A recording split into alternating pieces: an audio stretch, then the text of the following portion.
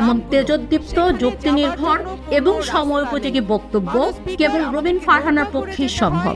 রাজপথ থেকে সংসদ, সর্বত্রই তিনি যেন একাই লড়ে যাচ্ছেন। সমসাময়িক রাজনীতিতে তিনি হয়ে উঠেছেন অকুতোভয় এক নারী কণ্ঠ। ফেসবুক বা ইউটিউবে স্ক্রল করলেই ইদানিং তার কোনো না কোনো ভাষণ চোখে পড়বেই।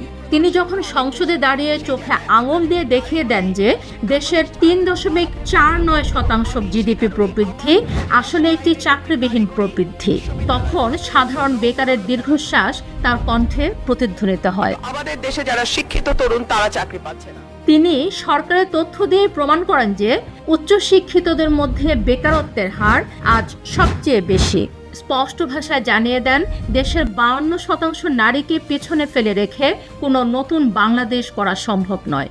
এই সাহস আর সরাসরি কথা বলার ধরনই তাকে সাধারণ মানুষের কাছে তেজস্বী রুমিন হিসেবে প্রতিষ্ঠিত করেছে।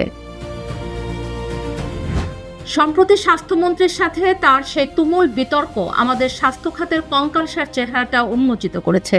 হামের টিকার অভাব আর শিশুদের মৃত্যু নিয়ে তিনি যখন কথা বলেন তখন তার কণ্ঠস্বর রুদ্ধ হয়ে আসে। তিনি পরিসংখ্যানের ভাষায় নয় বরং একজন মায়ের হাহাকারের ভাষায় প্রশ্ন তুলেন, কেন টিকা নেই? পিতার কাঁধে সন্তানের লাশের চেয়ে আর ভারী কিছু হইতে পারে না। এই যে আমরা যে পরিসংখ্যানগুলো দিচ্ছি মাননীয় স্পিকার, এই শিশুগুলো কোনো না কোনো পিতার কাঁধে কবরে গেছে।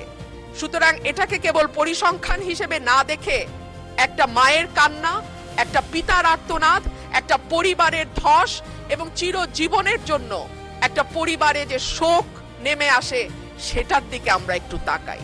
মন্ত্রীর প্যানিক না ছড়ানোর উপদেশের বিপরীতে তার সে অকুতোভয় জবাব, আমি ৩০০ জন সংসদ সদস্যের সামনে কথা বলছি, ৩০০ জন রোগীর সামনে নয়। আজ সাধারণ মানুষের মুখে মুখে ফিরছে কথাটি। আমি যদি স্বাস্থ্যের প্রশ্নে বলতে না পারি কথা, সংসদ সদস্যরা যদি ভীত সন্ত্রস্ত হয়ে রোগাক্রান্ত হয়ে যান, তাহলে আর এই সংসদ চালাবো কেমন করে মাননীয় স্পিকার? কিন্তু রাজনীতির এই উজ্জ্বল নক্ষত্রটি আজ কিছুটা একা। দীর্ঘদিনের রাজনৈতিক ঠিকানা, বিএনপি থেকে মনোনয়ন না পাওয়া এবং স্বতন্ত্র হিসেবে নির্বাচন করা তাকে এক কঠিন অগ্নি পরীক্ষার মুখে ফেলেছে। এরই মধ্যে গুঞ্জন ছড়িয়েছে রুমিন ফারহানা নাকি এনসিপিতে যোগ দিচ্ছেন। সোশ্যাল মিডিয়ায় এ নিয়ে আলোচনার সমালোচনার ঝড়। কেউ বলছেন তিনি কি তবে দল বদলাচ্ছেন, নাকি এই একলা পথ চলাই তার নতুন শক্তির উৎস? মনোনয়ন না পাওয়ার বঞ্চনাকেও তিনি ইতিবাচক হিসেবে নিয়েছেন।